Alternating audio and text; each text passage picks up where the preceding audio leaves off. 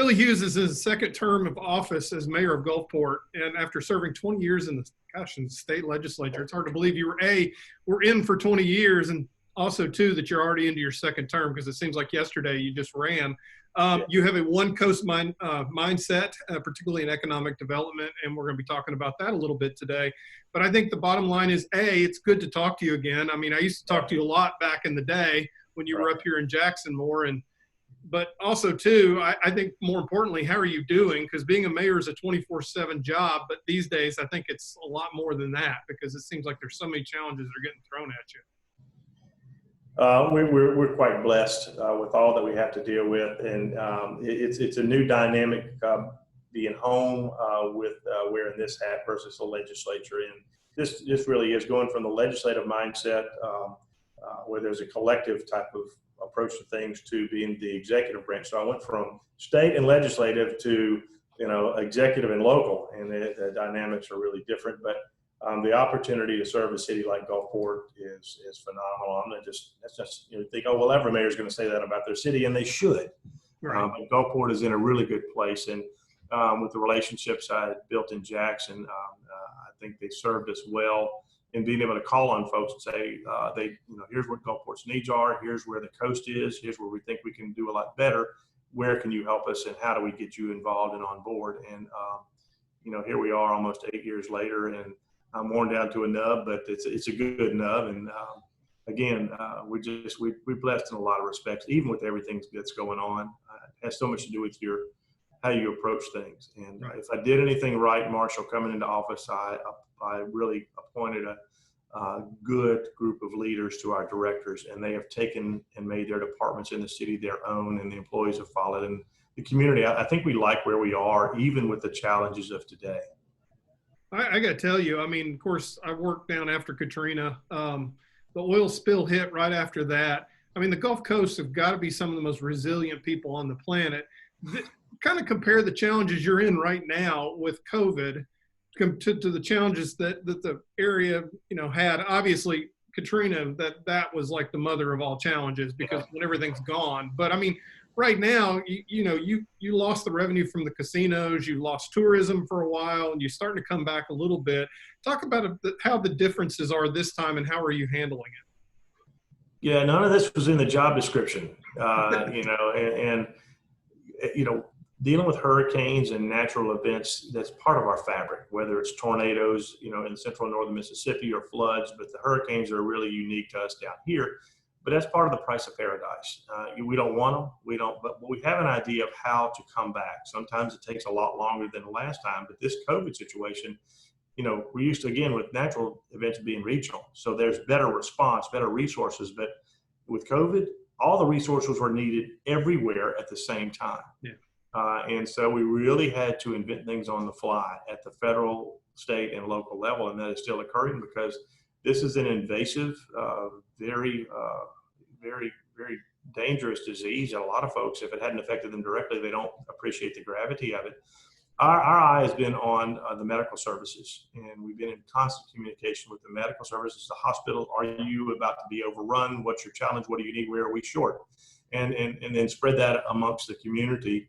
The mayors have had great collaboration down here, not only at the municipal league levels and speaking with each other and the governor, but coastal mayors, we took it upon ourselves to have contact twice a week through a platform just like this, so we can talk and share and what's happening. That are we consistent with our messaging? Because a lot of folks, you got geographic, you got political lines, but they don't follow geographic lines.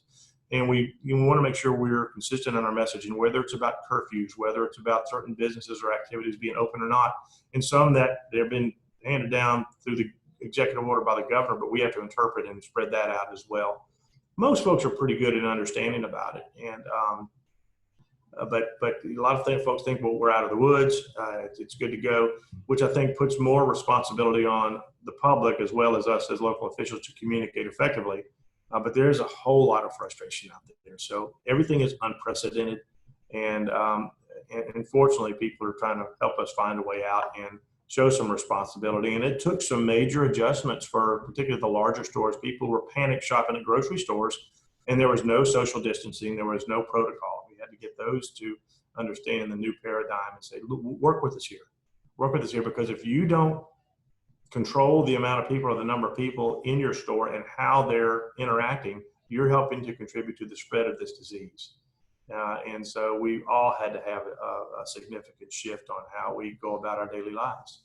Yeah, this has been such a maddening disease because you can have it, don't know it, and you could be spreading it, and Exactly it's just right. so. I mean, it's easy to blow it off and say it's not a big deal, but then you start seeing what's happening in the long-term care facilities and so forth, and you realize this thing's really bad. And one of the things I noticed down on the coast was as soon as the governor started lifting some of the restrictions, it's like everybody immediately ran to the beach, and I don't blame them. I mean, I've been to the beach already too. It's just kind of nice to get out and get some fresh air a little bit. How difficult has that been trying to enforce that part of it?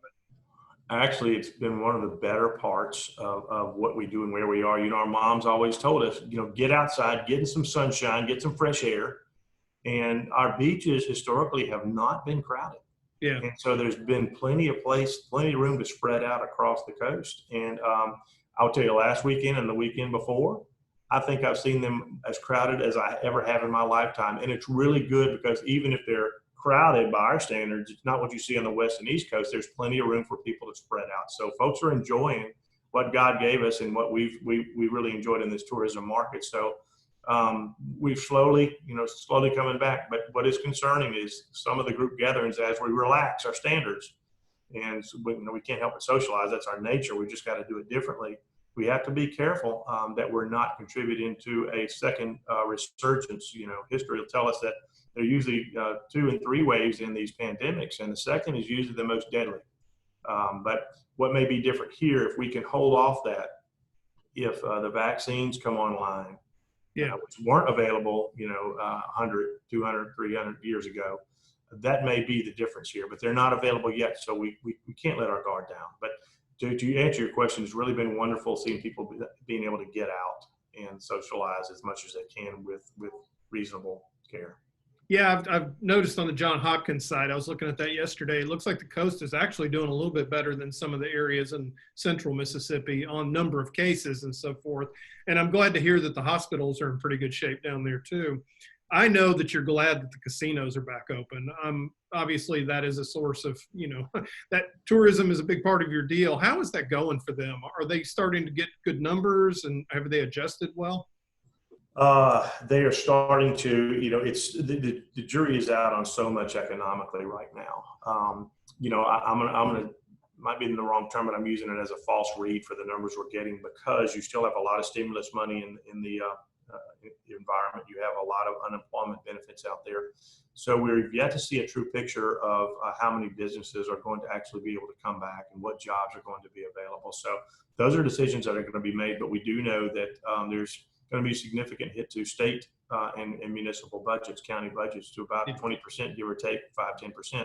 Could be as bad as 30 in some areas. So those are some decisions that we're not looking forward to making, particularly coming up on the budget cycle. But to the question on the casinos in particular, some of them are taking their own time, making sure they've got protocols in place, and getting plexiglass between certain booths and tables and that sort of thing. So that whole dynamic has changed as well. They're requiring wearing masks. I got asked by a restaurant the other day, do our servers still have to wear a mask? Yes, they do. And it's advisable for the public to wear a mask, unless, of course, they're eating or drinking. But just, again, prudence is required. But it's good to see the casinos back online. They contribute a great deal to our state and local economy. There's dignity in a job and in work, and getting the workers back. But until the unemployment benefits on the federal level run out in July, there are a lot of folks who are just saying, I'm not coming back. I'm making good money just fine sitting here. And some of those folks, I think, are going to find that there's not a job waiting on them when they come back, because the businesses need them now. Right. But there will be. So that's the challenge right now with the casinos and the restaurants and the hotels, getting enough people back so they can serve the public who are ready to get out and spend some money, and enjoy what we once had. But a lot of them are not up to full speed right now. And I think they're still limiting their capacity in some of the hotel rooms and those sorts of things.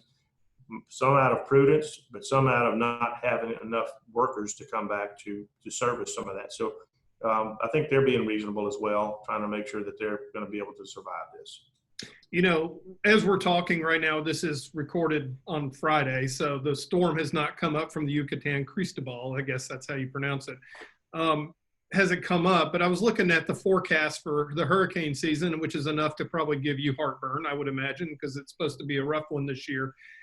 You know, here you're looking at having to make budget cuts, and then yet you're going to be faced with potentially natural disasters. How are you going to be able to juggle that? Do you think you're going to be able to get some federal help or state help to be able to do some of the functions you normally do? Look, you control what you could control. Yeah. And whether it's a light season or a heavy season, all it takes is one. Right. And so, but there is concern with, things spinning up. We're seeing them spinning up earlier. We're seeing them being in greater intensity. So it's always a concern, particularly, the lessons from Hurricane Katrina and living through that. Those scars are not, they may be healed over, but they're never going to be gone away. So we have some trepidation every time we get a threat. But again, there are certain things that we do to prepare for it. And the federal government, where there is severe impact and loss, they've always come through. I don't see that being any different. I think the challenge for our federal and state governments right now is going to be the drawdown that's happened on our budgets just from COVID and the response that's been required there and the money they put in. There's only so much and so much resource. So fortunately, we always see in these storms, we see sometimes the worst of Mother Nature, but the best of humanity. Yeah. We always find a way to rally and pick each other up and lift each other up and move forward. And that's a hallmark of Mississippi and Mississippians in general. Just, look, that you pick a flood or a tornado or a hurricane, we're always looking out for our neighbor or even a stranger before we're taking care of our own. If we can hug our kids and our wives, and we figure out we'll make it through the rest of it. So that's the important thing. With the first responder event that y'all held a few years ago, gosh, it's hard to believe now that's what was it, 5 years ago? I'm trying to think of the. Yeah, it was on the 10th anniversary. 10th anniversary, yeah. That was fantastic because, like you said, after Katrina, I always told people that I saw everything that I learned in Sunday school come to life after That's Katrina. Right. Yeah. And but that day was so wonderful, and it really did shine. I mean, y'all did a great job putting it on. It was nice to have the president in to talk. President Bush to come in and talk like he did and so forth. And I mean, those are the moments that you probably enjoy being mayor, I would imagine. You do. Absolutely. You do. You find out, just how much of control the White House has when they come to town. You don't have any. They're calling the shots of who's going to be there, how it's going to go, who's going to be on stage, who's not. And so it is very, very, a tight type of thing, but it is a remarkable deal. And anytime that we can give acknowledgement to our first responders in particular, the fire police, the paramedics. They're the unsung heroes a lot of times, but I will tell you in times like this, the unsung heroes are also our public works folks who do the things we all take for granted, the sink running, the commode flushing, the basic things that we all definitely need and are used to for sanitation and daily living. And then in today's environment, we had something at Memorial Hospital yesterday acknowledging the work and, quite frankly, the sacrifice of healthcare workers, because not only they're putting themselves right in the path in the midst of this very contagious virus, but when they leave, some of them can't go home because of the concern over contamination. So they're in isolation, or even if they do go home, they've got the extra burden of, am I bringing a disease home to my family? So there's some heroic things being done there too that a lot of folks don't see. But that's, I think, where, Marshall, we really take our inspiration from people who are doing these selfless things, and they go into lines of work, like the police,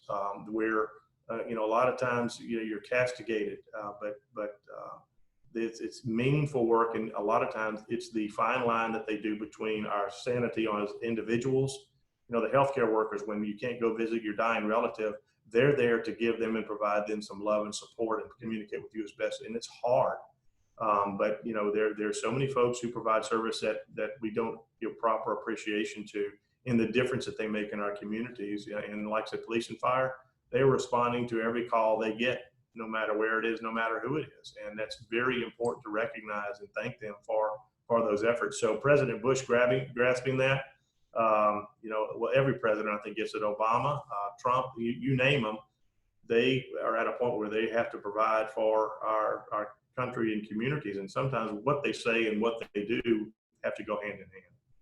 You and I were talking a little bit before we started recording about something big that's going on there, and it's really a creative solution to an area that was having a little bit of blight and needed to be fixed up a little bit. Tell us a little bit about that. So coming into office, two things occurred to me that the coast we've always been very unique in how we function. And what's cool about the coast is every community has its own personality.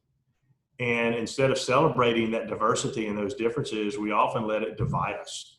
And so we started a one coast concept, a mindset, say, look, if you don't like it, don't buy into it, but it's a rising tide lifts all boats. Mm-hmm. And if there's an economic development opportunity or something cool happening you can bring to your community, look, I'm going to want as much as I can in Gulfport, but I'm not naive or stupid about it, that I'm not going to get it all. But I want this coast, the state too, because there's an extension there with that type of mentality as well. But for the coast is where we wanted to start, that if Long Beach is going to get something, an industry or, an event, we're going to support it. We're going to knock, Biloxi getting the baseball stadium, Gulfport getting the aquarium. If it's good and it brings people here, guess what? They're either going to live next door, they're going to eat next door. So it really is something that lifts us all up and we benefit from. So the other thing we looked at is where do we have blighted properties that are being, assets that are really diamonds in the rough.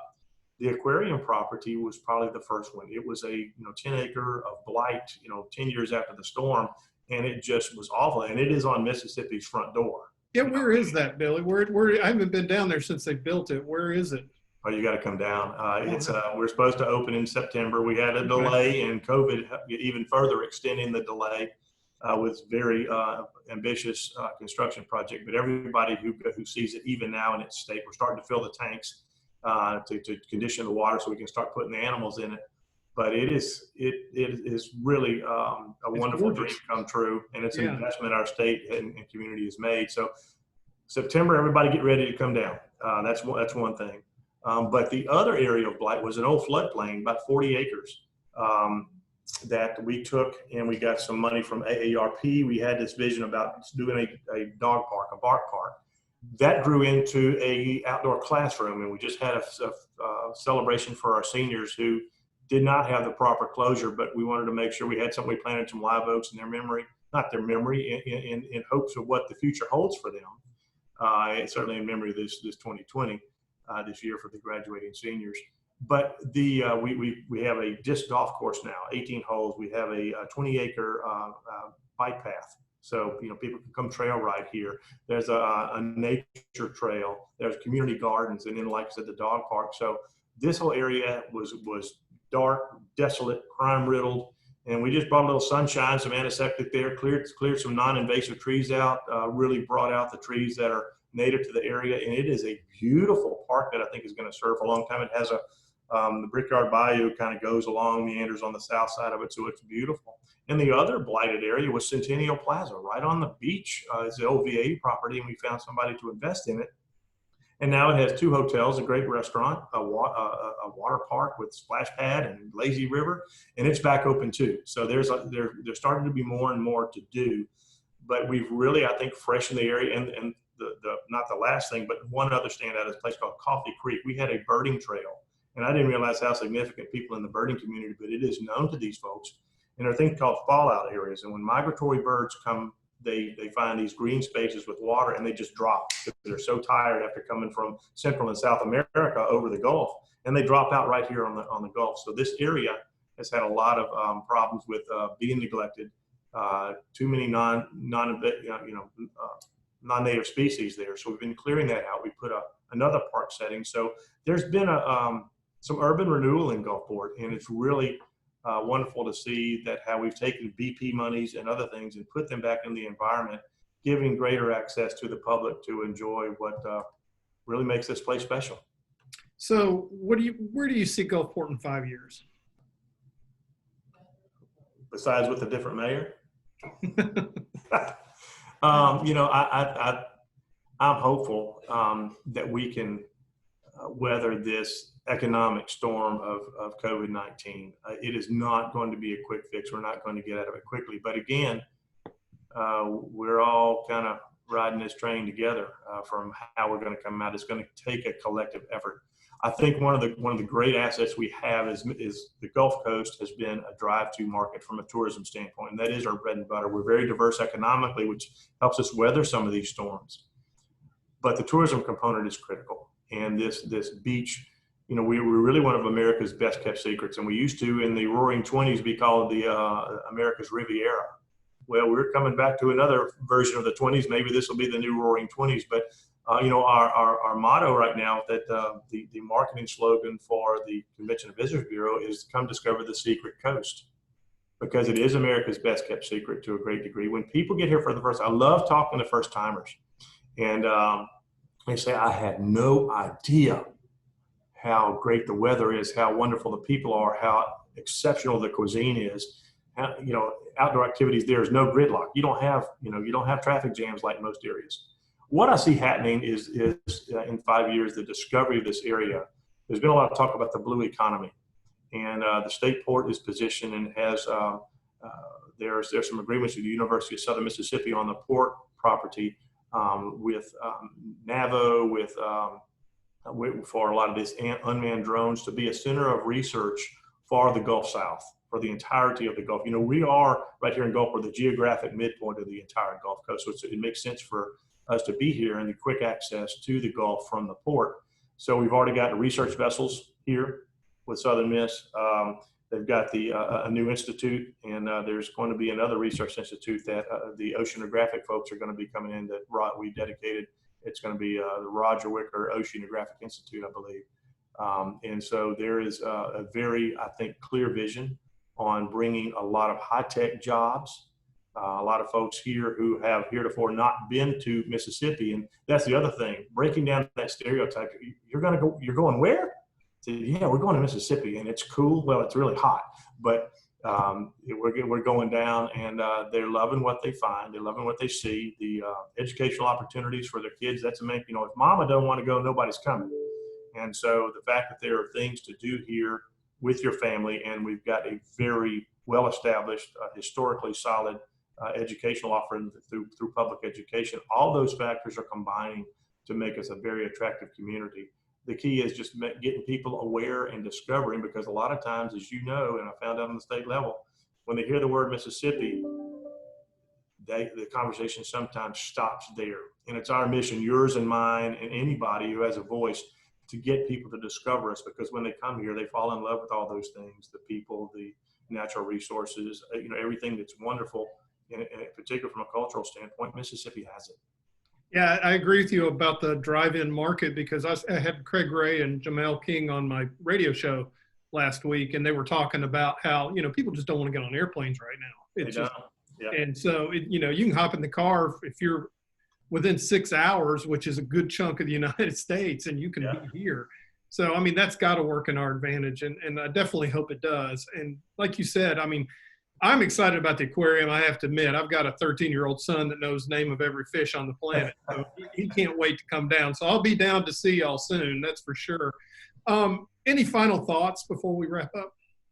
No, look, we always welcome the opportunity to talk about all that is good across our state. Certainly on the coast, we think that we're trying to, you know, be an example, but we have the same challenges everybody else does. And I found with the municipal league, serving this year as president, and talking to communities and mayors from communities large and small, we all share the same challenges. They may be scaled differently in a different degree, but there's comfort in knowing that we're all, if we think about it and look at the larger picture, there is a common goal of pulling together and lifting us all up. It's just a matter of what we choose to be and how we choose to talk about it, how we choose to message, because, you know, in this capacity, what we say has weight, and there's a responsibility for what we say and how we say it, and then the follow through that comes with it. And that's, I think that's applicable, especially today now more than ever.